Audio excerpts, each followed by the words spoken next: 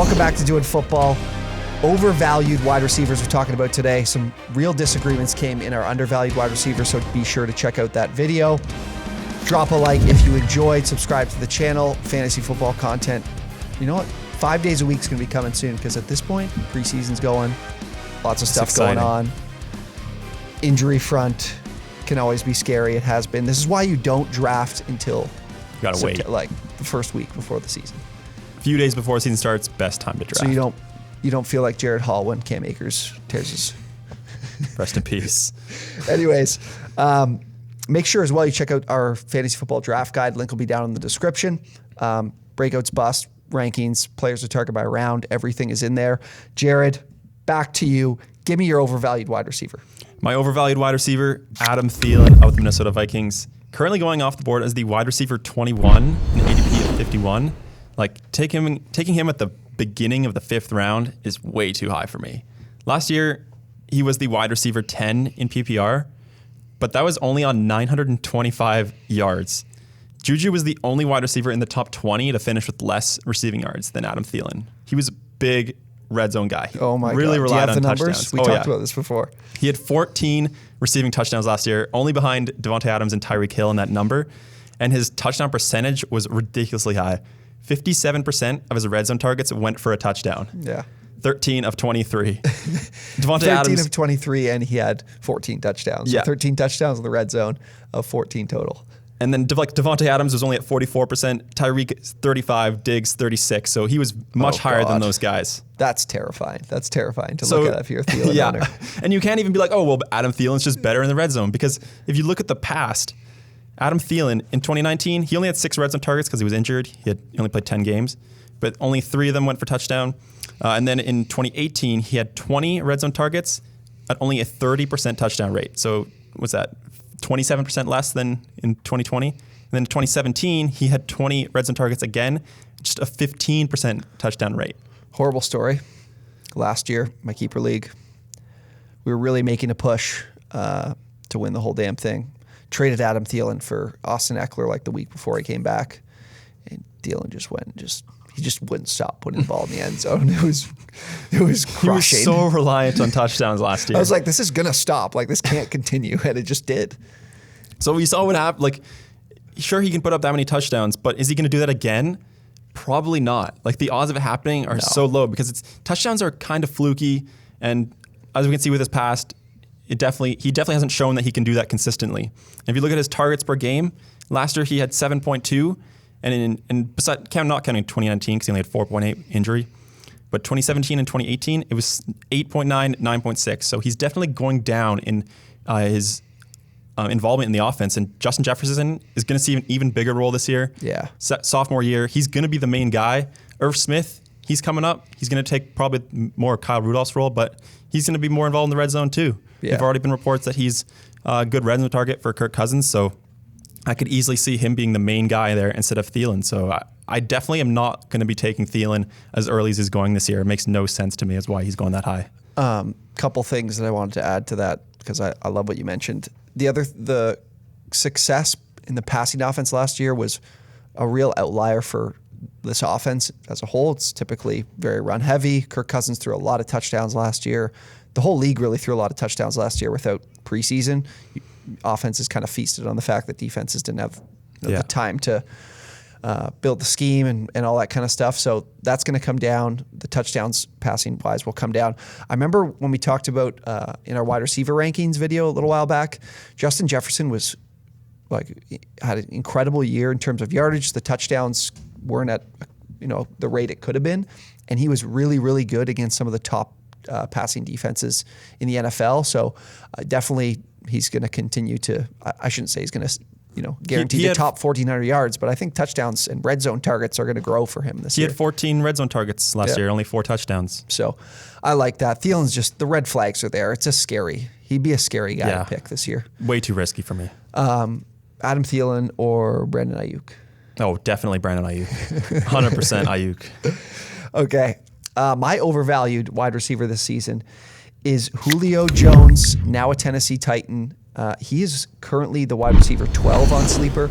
I think maybe you might be more likely to see him as 13 or 14, especially now, considering that the 32-year-old has been dealing with injury.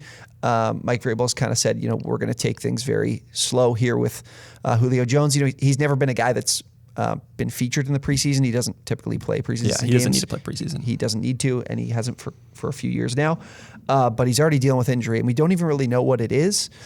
Pretty sure it's lower body. That hamstring killed him all season last year, so that's my little red flag there. I do think they'll probably take it, at a snail's pace, that they make sure he's ready for week one. They won't really push him. But here's where I'm concerned. A.J. Brown last season finished as the wide receiver 14 in PPR formats on the back of the 5th most touchdowns by wide receiver. So he had 10 touchdowns. The one thing Julio Jones has historically struggled with is touchdowns. A.J. Brown, I love A.J. Brown's skill. He has a nose for the end zone. Julio Jones, in his career, he averages about 6 touchdowns a season.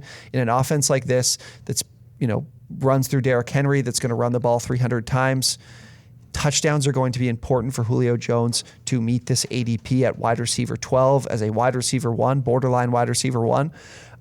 So I'm concerned there. It's because his finishes in fantasy and his success has been built through receptions and yardage totals. And that's why he's finished in the top 10 for so many years now. 16-game pace has been over and above 120 targets every season since his rookie year. In this offense last year, A.J. Brown had 100 targets, and Corey Davis, I think, was right around, mid-80s. So there is the departure of Jonnu Smith, which was about 60 targets or so that can be baked into these guys. But Julio Jones has been a guy who's seen 130, 140 targets to be successful in fantasy. So for me, there's red flags, and the fact that he's not really working in training camp. Is this really a better situation with Ryan Tannehill and the Tennessee Titans than it would be if he was in Atlanta with Matt Ryan? I'm not convinced that it is. And, I think I would not be comfortable with him be my wide receiver 1. And he's going to be if I'm drafting him in the back of the 2nd round or in the early 3rd round. Oh, there's no way anyone's drafting that high, are they? Sorry, 3.9. My bad. Okay, yeah, close to the end of the 3rd round. I'm definitely not as against Julio as you are. I'm definitely willing to take him at his ADP because I really don't think he's fallen off at all. And this offense is going to be really good, I think, with Derrick Henry and then both Julio and A.J. Brown on the outside. They're not going to be able to double Julio at all. He might arguably be the 3rd most important guy for them to cover in this offense. It's pretty close between the 3 of them. So, and I think that could even help with his touchdown potential. Teams have always covered him very well towards the red zone too because he's the main threat to score even though he doesn't score. So he's going to be pretty involved, I think, even in the red zone. I wouldn't be surprised if we see the most touchdowns he's ever had this year. Here's what I'm going to do to Jared. I'm going to put him in a fucking box. I'm going to put him in a box. Who'd you rather have, Terry McLaurin or Julio Jones? Who'd you rather have, CeeDee Lamb or Julio Jones? CeeDee Lamb. Don't kid yourself. That's not even close. CeeDee Lamb. Yeah. Those guys are going behind him. Okay, yeah, but I also have Terry McLaurin at wide receiver 5 in my rankings. Okay. Allen Robinson or Julio Jones? Julio Jones. Why? Because break this down for me. Why you take Julio Jones? He has had at least 1,400 yards in every single season he has played since 2014, besides last year when he got injured and his pace last year. He's not going to have that. Why not? Because he's shown it 7 years in a row. The passing volume will not be the same for him. He will not have the same amount of targets. He will not have the same amount of receptions. He will be way more efficient with it. A.J. Brown wasn't. A.J. Brown. So I was looking at the seasons that Julio Jones was in the top. Those seasons when he was in the top 10, top 8, where he would be able to exceed this ADP. His yards per catch was around 16, 17. A.J. Brown and Corey Davis were at 14, 15. So really, this is about touchdowns. This is about whether or not Julio Jones gets in the end zone. He's not going to be able to see the same. To me, I don't think there's any chance he puts up 1,400 yards this year. I think he'll hit at least 1,200. I would definitely take the over on that. He could get 1,200. I'm not going to say he couldn't get 1,200. 1,200, and we might even see more touchdowns, 8 or 9 touchdowns. If he sees 8 touchdowns, then you're getting to he can finish as wide receiver 12. But Allen Robinson is going to have a crazy amount of volume. He's going to be a steady option week in and week out. Well, but the quarterback, he's not going to need touchdowns. He's not going. Allen Robinson has played with a shitty quarterback every and single year. He's been like, and he's finished the same right around this spot. Yeah. Yeah, Around like back wide end receiver 13, 14. Yes. But Julio has Jones, far more upside. Not in this offense. Yeah, he does. Ryan Tannehill's way better than Matt Ryan. What do you mean? Like as a quarterback. Oh, I thought we're still talking about Allen Robinson. Oh, I was talking about Julio Jones. Yeah, but the better quarterback, if there's a better quarterback. Oh, well, Ryan Tannehill's like a million times better than Andy Dalton. Okay, no, but I'm talking, and going back to this Matt Ryan thing. So we go better quarterback. Ryan Tannehill's better than Matt Ryan. Yes, definitely. Better offense for Julio Jones to succeed.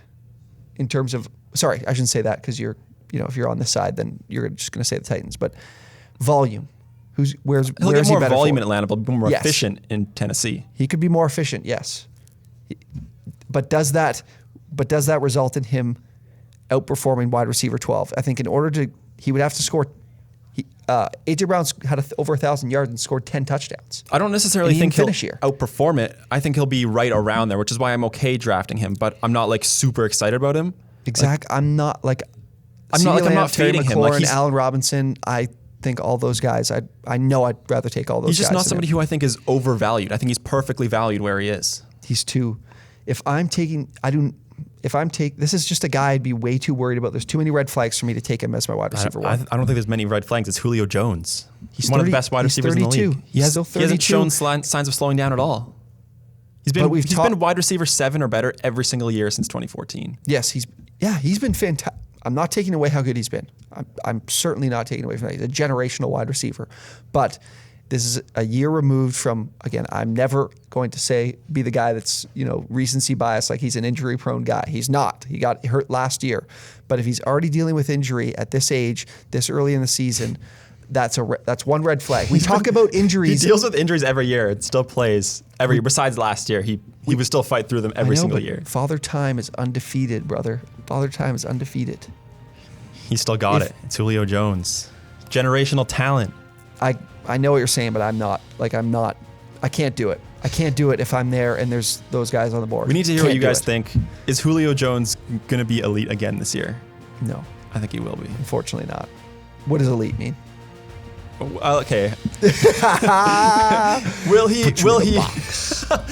be at the same value that he is currently valued at? All right. Like, will he produce that volume? You guys let us know. I don't think that's going to be happening. Anyways, Julio Jones, avoid him at his ADP. Don't do it. Adam Thielen, though, avoid him at his ADP. Yeah, agreed.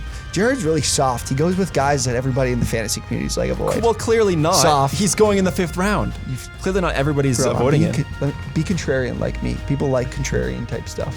You're just such a square. No. More people will think Julio Jones will be bad. Yeah. Maybe they will. And they'll be wrong. They'll just lose. They'll be wrong. They'll be wrong. Okay. Anyways, overvalued wide receivers. Thank you guys for tuning in. We'll see you next time.